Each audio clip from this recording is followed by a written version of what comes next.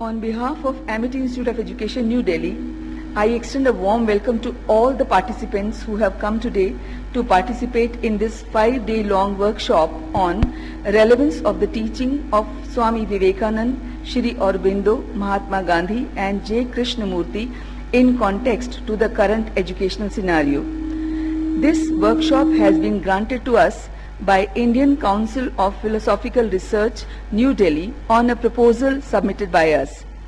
Philosophy is the cornerstone of the foundation of education. Education is the practical activity of philosophical thought.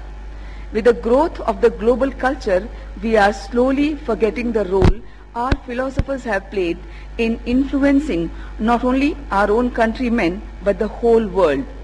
The time has come where we need to look inside and reflect upon the theories and discourses developed by Indian philosophers and the path they have shown us.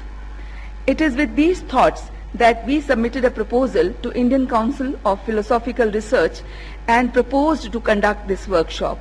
It is our conviction that the thoughts of these philosophers would be presented and discussed on the aspects of their effects on the critical pedagogy, the emerging global schools, and the dilemma of cultural dissent faced by the youth of 21st century.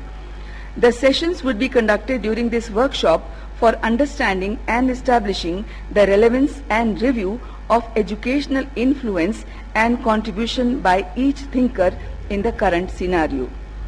Our founder president, Dr. Ashok K. Chauhan, has sent his blessings for this workshop through an email as he is traveling abroad on an official trip.